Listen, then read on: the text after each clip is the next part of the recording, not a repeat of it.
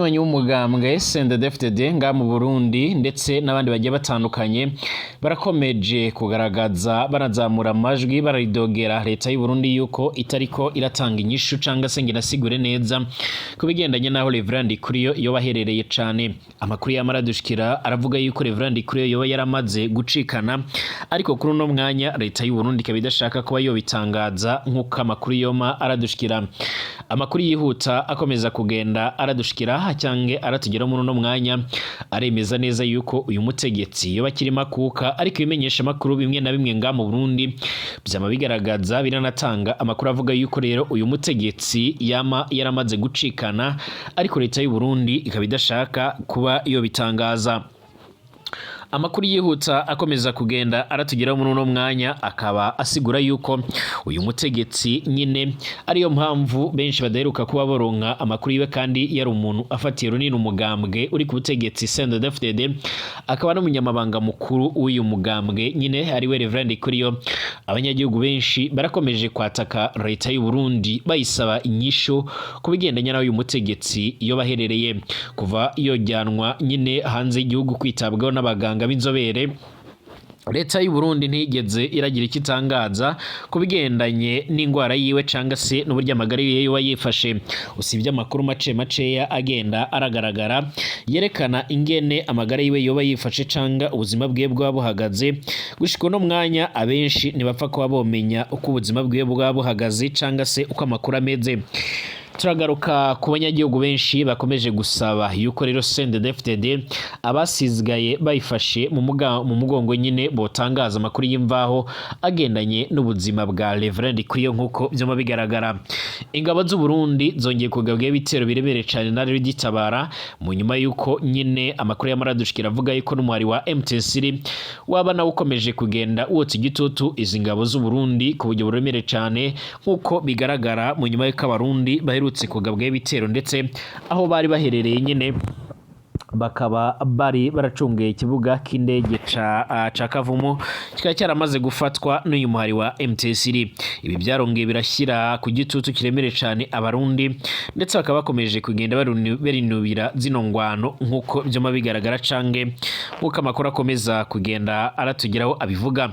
Gushika uno mwanya amakuru y'amara tugeraho cange amakuru yihuta akaba agaragaza neza yuko nyine Reditabaro yongeye kubotsa igitutu mwitanga umuhari wa Reditabara waraye usohoye uramenyesha yuko nyine wakoze nyine igitero ejo haheze kwigenekerezo gicumi na kane Ruma 2025 igitero ku cicaro kiremere cyane cy'igisirikare cy'u Burundi ahitwa Rubwebwe, aharigeze kugabwa ikindi gitero kiremerere cyane muri Republika ya Rusange ya Kongo. Nyine Reditabara ivuga yuko yishe intwazangabo 9 z'igisirikare cy'u Burundi nk'uko byoma bigaragara, maze abandi bagaca barakomereka nk'uko byoma bigaragara.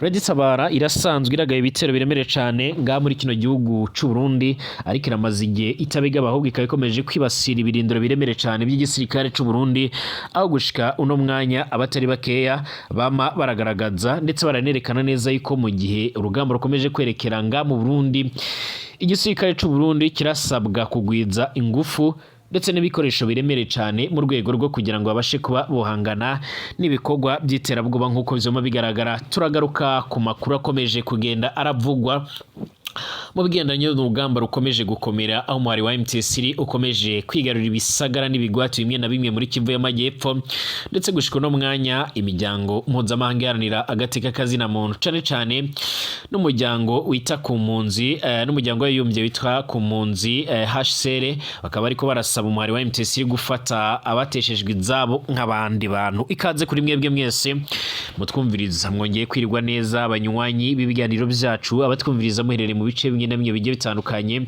Twizere ko muri amahoro kandi mukomeje kumererwa neza cyane. Kaze kuri mwebwe mwese mutwumviriza, abatwumviriza muri mu karere k'ibiyaga binini, abari mu gihugu cyacu cyiza cy'u Burundi, abari ku bugane y'Uburaya, Aziya, Australia, Amerika ndetse n'andi hose, turabahaye ikaze. Arugambije senga byona kwanditse sabone kugira ucaronka amakuru n'ibiganiro byacu, ndetse ibiganiro byacu nabisangize ku nshuti zawe. Ikaze kuri mwebwe mwese. Guhera mu mpera za 2025 umunyamabanga mukuru w'umugambwe cndd-fdd Reverend Ndikuriyo umugambwe uri ku butegetsi yarafashwe n'ingwara yiturumuka. Benshi barakomeje kwemeza neza yuko uyu mutegetsi asanzwe aremereye cyane nga mu Burundi yaba yaramaze gucikana cyangwa se yaba yaramaze gupfa, ariko kandi gushika no mwanya aya nama makuru tuzari twemeza. Icyakora abagumyabanga ndetse n'abandi bamwe na bamwe b'abanywanyi ba cndd-fdd umugambwe uri ku butegetsi baravuga yuko mbere yuko bitaba cyangwa se bitegura neza amatora yimirije mu Burundi bariko barasaba leta y'u Burundi ko yabaha inyishu kubigendanye naho Reverend Ndikuriyo yoba araherereye. Amakuru duheruka kuronka aremeza neza yuko Reverend Ndikuriyo yaba yararungitswe mu gisagara ci Dubai kwitabwaho n'abaganga mu rwego rwo kugira ngo babashe kuba bomuhereza ubuvuzi bwisumbuyeho. Ni mu nyuma yuko yaravanywe nga mu gihugu cy'u Burundi mu gisagara ca Bujumbura akambukanwa hanze y'igihugu nyine mu gisagara ca Nairobi mu gihugu ca Kenya mu bitaro bya Aga Khan, ariko kandi bikaza kuba atacyo byamufashije bigikomeye cyane akaba yararungitswe nyine mu gisagara ci Dubai muri leta zunze ubumwe z'Abarabu. Amakuru dufise twebwe duheruka kwakira remeza neza yuko uyu mutegetsi yoba yarasubiriye kuba muri koma, aho amagara yiwe akomeje kuzamba cyane ku rugero rudasanzwe, aho kugeza uno mwanya harakomeje kwifashishwa nyine ibyuma bimufasha guhema, ariko ku rundi ruhande ibimenyesha makuru bimwe na bimwe nga mu Burundi birakomeza kuvuga yuko Reverend Ndikuriyo yoba atakiri muzima, ahubwo leta y'u Burundi ikaba ikomeje kwibera mu gacerere ayidashaka kuba yogira ikitangaza mu gihe nyubundi iyi leta y'u Burundi ikomeje kugenda irashinjwa n'abatari bakeya nyine kuba ikomeje kugenda cyangwa se aribo bakomeje kugenda abarahura n'ibibazo biremereye cyane, ndetse gushika no mwanya bakaba bakomeje kugenda barashinzwe kuba boragize uruhara mu gutuma amagara y'uyu mutegetsi atifata neza ndetse arasinzikara.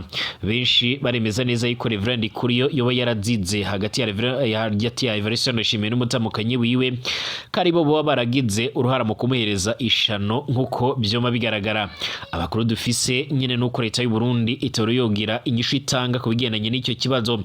Abagumyabanga ba cndd-fdd bariko baritegurira amatora yimirijwe mu Burundi agizwe n'abashinga amateka ndetse n'abagenama b'imitumba n'amakomine, ariko kuri no mwanya birasa naho botanguye imyerekano bariko barasaba inyishu kuri leta y'u Burundi bayisaba yuko yotanga umuco kubigendanye naho Reverend Ndikuriyo yoba aherereye, haba abo muryango wiwe ndetse n'abandi bamwe na bamwe n'ubundi ntaco baheruka gutangaza kubigendanye n'amakuru y'uyu mutegetsi nkuko bikomeje kugenda biragaragara. Amakuru akomeza kugenda aratugeraho cange amakuru akomeza kugenda aradushikira akaba agaragaza neza yuko mu Burundi hashobora kuba imyivumbagatanyo cange ibindi bihe bidasanzwe mu gihe uyu mutegetsi yocikana acanga se mu gihe ibiriko biravugwa byoba ari ukuri koko canga byaramaze kugenda biraba impamo. Turakomeza kugenda tubatohoreza byinshi bikomeje kugenda biravugwa. Twerekeza amaso mu burasirazuba bwa Repubulika Iharanira Intwaro Rusange ya Kongo muri Kivu y'Amajyepfo harakomeje kuvugwa byinshi biremere cyane ku bigendanye n'ingwano ziriko zirahabera mu nyuma y'uko umuhari wa MTSR uhejeje kugenda uratangaza byinshi bigiye bitandukanye kuko bikomeje kugenda bigaragara, ndetse ukaba uherutse kwigarurira ibice bimwe na bimwe byiganjemo nyine n'ikibuga cy'indege cya Kavumu cyari gicunzwe n'abasoda b'Abarundi, aho byemezwa ko ibatayo zishika muri zine z'igisoda c'u Burundi zari zicungereye nyine icyo kibuga cy'indege nkuko byoma bigaragara. Amakuru akomeza kugenda aratugera aravuga ko abo basoda bo barakijijwe n'amaguru. Hari amashusho akomeje kugenda agaragara yerekana by'ariko abasoda b'Abarundi biganjemo cyane cyane nyine abari baracungere icyo kibuga cy'indege nkuko byoma bigaragara, ndetse gushika uno mwanya amakuru akomeza kugenda aratugeraho cange amakuru akomeza kugenda aradushikira akaba ariko aragaragaza ingene nyine agaragaza ingene abasoda b'Abarundi uburyo abasoda b'Abarundi bari ko nyine bari mu miduga iriko irabafasha guhunga nkuko byoma bigaragara. Amakuru akomeza kugenda aratugeraho cange akomeza kugenda aradushikira akaba ariko aragaragaza ndetse aranerekana ingene nyine ibintu bikomeje kugenda birafata indi ntera. Gushika no mwanya abatari bakeya bakaba bariko baragaragaza yuko Uburundi bukomeje guhura n'ibara riremere cyane cyane ku bintu bikomeje kugenda birabashikira kubakira canke ku bintu bikomeje kugenda birabageraho. Amakuru dufise adafise ivumbi na gatoya aremeza neza yuko Red Tabara yongeye kugaba ibitero biremere cane ku gisoda c'u Burundi nkuko amakuru yoma aratugeraho canke nkuko amakuru akomeza kugenda aradushikira. Amakuru yihuta adafise ivumbi yamara tugeraho aremeza neza yuko leta y'u Burundi yamiriko irategura kongera kugaba ibindi bitero biremere cane n'ubundi kuri uyu muhari wa Red Tabara ukomeje kusuka umuriro w'ibisasu ku bigo bimwe na bimwe vyiganjemo nyine ibya gisoda c'u Burundi biri muri Kivu y'amajyepfo nkuko amakuru yoma aradushikira. Umari Red Tabara ugizwe n'abaroberi usanzwe uragaye ibitero mu Burundi usanzwe uragwanya leta ya Gitega mu itangazo. Uyu mwari waraye usohoye nyine uramenyesha yuko warakoze igitero jo haheze kwigenekerezo g'14 Ruhuma 2025 igitero ku cicaro kiremere cyane cy'igisirikare c'u Burundi ahitwa Rubwebwe harigeze kugabwa igitero n'ubundi mu mwaka uheze 2024 ni muri Republika Iharanira Intwaro Rusange ya Kongo. Red Tabara muri ritangazo iravuga yuko yishe intwazangabo z'u Burundi ndetse hakaba harimo n'izindi zishika muri 15 zakomeretse. Umukuru w'ingabo zakoreraga aho hantu nyene nicegera kiwe nkuko vyoma bigaragara bakaba baciye baranyarukanwa ku ivuriro. Red Tabara yemeza kandi ko yaranafashe ibigwanisho bitari bikeya yaranashize ahabona kandi amafoto ya bimwe rero mu byo muri ivyo bigwanisho ivuga ko rero yaranafashe. Uravuga yuko kandi ko yanagiye itwaye amabanga atari makeya igisirikare c'u Burundi. Ku ruhande rw'igisirikare c'u Burundi General de Brigade Gaspard Baratuza akunze kwiyamiriza ayo makuru avugwa yuko nyine Red Tabara ariyo yaburiye abantu mu bitero bimwe na bimwe ndetse kenshi akunze kwemeza ko u Burundi buzoca burerekana abagwanyi ba Red Tabara bakunze kugenda barafatwa ariko kandi ibyo ntabyo twabonye. Amasoko yacu mu gisirikare c'u Burundi yaremeje ko iyo ngwano yarabaye ku munsi w'ejo ariko batubwiye ko rero bataramenya neza ibyo nonekaye. Amasoko yacu yaratubwiye yuko kandi afise amakuru y'abasoda bane barishwe muri iyo ngwano. Mwitangazo ryayo Red Tabara yarangije ivuga ko rero ibabazwa no kwica abasoda b'u Burundi bemera gupfira akagwi gato rero gapfukamiye n'ubundi igihugu gapfukamye igihugu cyanga gakomeza kugenda karobya igihugu. Mwitangazo ryayo Red Tabara yararangije ivuga ko ibabazwa no gukomeza guhangana n'abasoda b'Abarundi bararungitswe mu rwego rwo kugira ngo nyine babashe kuba boyigwanya kandi iragwanira uburenganzira bwabo. Aho muri Sud Kivu igisirikare c'u Burundi kirasanzwe kirafise amabatayo abiri n'ubundi yagiye guhiga Red Tabara ndetse na FNL ya Nzabampema nkuko bigaragara. Igisirikare c'u Burundi kandi nkuko byoma bigaragara kirafise kandi amabatayo menshi cyane amaze gushika kuri 16 yo kugwanya umwari wa MTSR. mu itangazo mu ntango za 2023 Reverend Ndikuriyo yari yaratangaje ko Red Tabara bayitutije itakibaho mu mpera za 2023. Perezida Valentin Ndayishimiye nawe yaratangaje ko Red Tabara ariyo rero yakoze ibitero mu Gatumba ndetse muri komine Gahanga nkuko byoma bigaragara cange nkuko amakuru akomeza kugenda atugeraho abivuga. Gushika no mwanya abateri bakeya barakomeza kugenda bagaragaza ko Red Tabara ikomeje kugenda irakora amateka akomeye cyane. Leta y'u Burundi gushika no mwanya irafise ubwoba bwinshi cyane bw'uko Red Tabara yaba iriko irifatikanya n'imihari imwe n'imwe cyane ishobora kuza guhuza imbaraga n'umuhari wa MTSR ishobora kuza kugira ingaruka ziremere cyane ku gisirikare ndetse n'igisoda c'u Burundi nkuko bizoma bigaragara. Amakuru dufise gushika mwanya aremeza neza yuko u Burundi bukomeje kugenda bwifashishwa ndetse bushobora kuza kuba ikirero kiremere cyane cyo kwifashishwa mu kurwanya ino ntambara mu nyuma y'uko kandi abasoda b'u Burundi bakomeje kugenda babura iyo bahungira. Benshi baremeza neza yuko ikibuga cy'indege cya Bujumbura cyitiriwe Melchior Ndadaye aricyo kiza gushobora kwifashishwa cyane nyine mu rwego rwo kugira ngo intambara ikomeze ndetse Burundi bukomeze kwigaragaza muri ino ngwano. Amasoko atandukanye aremeza neza yuko umujyi wa Bukavu uri kuregenzurwa n'inyeshamba za MTSR kuva ku mugoroba wo kuri uyu wa gatanu mu nyuma y'uko rero ingabo za leta n'abategetsi b'intara Kivu y'Amajyepfo bahunze. Umumenyesha makuru ukorera radio Mayidelelo i Bukavu yarabwiye BBC gahuza akadomo com kabagwanyi ba MTSR kugeza mwijoro ryo kuri uyu wa gatanu bari barimo kwinjira rero ari benshi mu bice bitandukanye bya Bukavu. Abajijwe nibo umujyi wose warafashwe yarageze ati nimugoroba bari bageze kuri Place de l'Independence hagati mu mujyi nyuma yo gufata Kavumo baraturutse mu majyaruguru y'umujyi barinjira muri Kabare ndetse nabagira kandi nyine nakubwira yuko komine Kadutu y'umujyi nayo kandi bamaze kwinjiramo. Radio Okapi ya Honi ikorera mu kwagwa guverinoma ya Republika Iharanira Rusange ya Kongo iravuga ko umujyi wa Bukavu warafashwe na MTSR mu nyuma yuko abasirikare bavuye mu bigo byabo bagaca barahunga.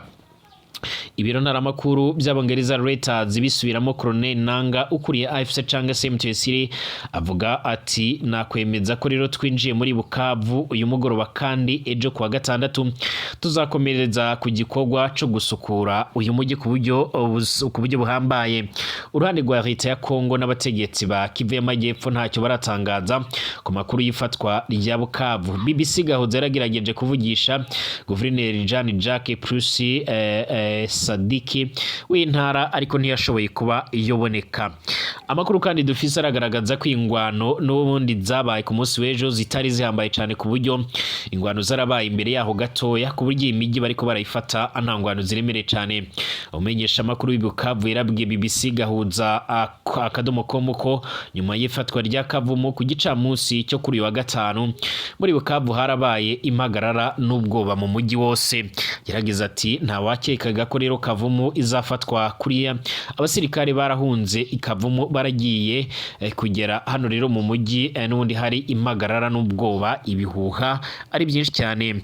Mbere Kiliziya Gatolika na societe civile bya Kivu y'Amajyepfo byari byagaragaje ubwoba ku ngwano nibera rero mu mujyi wa Bukavu hazaba rero kumeneka amaraso menshi barasaba yuko nyine hatakabaye harabaho ingwano. Uyu mumenyesha makuru aravuga yuko kandi kwa gatanu harumvikanye amasasu mu gihe kitari kinini cyane mu majyaruguru ndetse no hagati mu mujyi wa Bukavu atariko mu by'ukuri nta ntambara ikomeye cyane yabaye kugeza ubu ngubu. Mwijoro ryo kwa gatanu nyine mu duce tumwe na tumwe tw'umujyi wa Bukavu hari hacyumvikana amasasu make nkuko abivuga. Radio Okapi iravuga ko abagwanyi ba MTSR binjiye muri Bukavu abanyagihugu barebera ntawo bagwanya nkuko bigaragara. Reuters ibiro ntaramakuru by'Abongereza irasubiramo abatuye Bukavu n'umukozi wabone baravuga ko ingabo za Kongo n'izo Burundi kwa gatanu barabonetse bava mu kigo cya Saniyo ikigo rero kikuru rero cya gisirikare cya Bukavu. Umwe muri abo aragira ati barimo rero kugenda birinda ko rero haba imigwano mu duce cyane dutuwe n'abanyagihugu. Radio Okapi iravuga yuko bamwe baravuga yuko abasirikare ba leta baravuye muri uyu mujyi mu gusubiza icyifuzo cya societe civile yari yarasabye kwirinda ko rero homeneka amaraso nk'ibyabaye mu ifatwa rya Goma mu byumweru birenga gato bibiri biheze. Mu nyuma muri Bukavu rero harabonetse amashusho y'abantu barimo rero gusahura mu bice bigiye bitandukanye by'umujyi mu gihe muri rusange umujyi wuzuye ubwoba n'urujijo nk'uko rero umenyesha makuru abivuga. Muri iki cyumweru kandi guverineri w'intara Kivu y'Amajyepfo Jean Jacques yarumvikanye avuga yuko ingabo za leta n'ingabo z'u Burundi bongerewe kandi barashyize ibirindiro bikomeye cyane Kavumo. Yizeza ko umujyi wa Bukavu utazofatwa. Mu cyumweru gihenze kandi radio RFI yaratangaje ko u Burundi bwarongitse ingabo gufasha Kongo rero mu masezerano ibihugu byombi bifitanye bwarimo kwitegura kohereza indi batayo kabarewe y'ingabo gufasha kurwana muri uyu mujyi wa Bukavu. Abasesenguzi batandukanye baravugaga yuko bishobora kuzakomerera n'ubundi MTSR kugerageza gufata Bukavu ndetse harashobora kuba inkundura nk'iyabaye igoma n'inkengero zayo. Abivuga ko rero abantu bagera ku 3,000 baba barapfuye. Goma yarafashwe nyuma y'umwaka abagwanyi ba MTSR batabasha rero kwinjira muri centre ya Sake iri ku ntera kilometero 25 mu burengerazuba bwa Goma. Sake yarabaye isibaniro ry'imigwano ikomeye cyane mu gihe kinini ndetse binavugwa yuko urugamba rwariho rero rwaraguyemo abagwanyi benshi ku mpande zombi. Hagati mu kwezi guheze umwari wa MTSR warafashe Sake yari nk'ingabo nyine ikingiye Goma. Umujyi wahise ufatwa rero nyuma y'ibyumweru bitageze kuri 2. inzobere mu bya gisirikare zaragiye zivuga ko Kavumu muri kilometero 30 uvuye Bukavu nayo rero ishobora kuzaba isibaniro nyuma yuko rero ingabo za leta zohereje abasirikare benshi ndetse n'intwaro ziremereye cyane kubera ko rero byari bimeze. Kiliziya Gatolika i Bukavu na societe civile ndetse na Kivu y'Amajyepfo baraburiye ko rero uyu mujyi ushobora kumenekamo amaraso, basaba yuko ntangwa nishobora kuberamo. Amashusho yarafashwe n'abasirikare ba leta aberekana barahunga Kavumu berekeza i Bukavu, bavuga ko rero bagambaniwe ko rero bananiwe nta bikoresho na bimwe nta bikoresho batunga, bityo barahisemo gutanga urugamba rukomere cyane nk'uko bikomeje kugenda bigaragara. Nyuma y'amasaha agera kuri 48 abagwanyi ba MTC bafashe Karehe centre barise barakomereza mu bigaragara nta ntambara zikomeye cyane zarabayeho, baragera Kavumu kwa gatanu barinjira muri Bukavu. Ibyabaye kwa gatanu Ikavumu na Bukavu byarabaye mu gihe President Tshisekedi yari mu kiganiro ngaruka mwaka ku mutekano ku isi kibera i Muri mu gihugu cy'Ubudage ku mugabane wa Buraya. Muri iki kiganiro yaravuze ko ingabo z'u Rwanda zarateye igihugu ciwe zigamije gufata ubundi butaka ndetse no gusahura mu cyo yise mu guhonyora gukabije amategeko mpuzamakungu y'ubusigire bw'ibihugu. Yaranasabye amahanga gufatira ibihano biremereye cyane u Rwanda. Juvenal Marizamunda umushikiranganje w'ingabo z'u Rwanda wari muri icyo kiganiro yaravuze ko u Rwanda rutigeze ruratera Kongo kandi rutazigera runabikora ku Rwanda rwakoze ku buryo rero nta kintu kigomba kuva muri Kongo ngo gihungabanye umutekano w'u Rwanda. Oni Kinshasa n'ibihugu by'uburengerazuba bavuga yuko kandi nta gushidikanya ingabo z'u Rwanda zibarirwa mu bihumbi zarinjiye muri Kongo gufasha uyu muhari wa MTC. Abategetsi b'u Rwanda baragiye bahakana ibi, bavuga yuko rero bafashe ingamba zo kurinda imipaka n'umutekano w'igihugu kubera umuhari wa FDLR ugwanya Kigali ukorana na Kinshasa, ibyo leta ya Kinshasa yashinjijwe na ONU ariko yo yarabihakanye. Muri iki kiganiro Imunici President Tshisekedi yagaragaje ibimenyetso ndetse yarashinjije yasimbuye ko ari we uri inyuma y'abamurwanya muri izi ntambara. Yaragize ati ababiri inyuma nyabo nyine barihishe ntibagaragara ngo bavuge, kandi ni nyuma y'ibi byose nawe nyine nuwo nasimbuye Joseph Kabila, nubwo rero atabivuze ngo abyerure. Kugeza ubu ngubu rero n'ubundi leta ya Kinshasa iracyakomeje kuba mwicura mu burinde ku rugero rudasanzwe, aho kugeza ubu ngabo atari bakeya bakomeje kwibaza ibizakurikira. Bashimire, tugaruke mu kanya.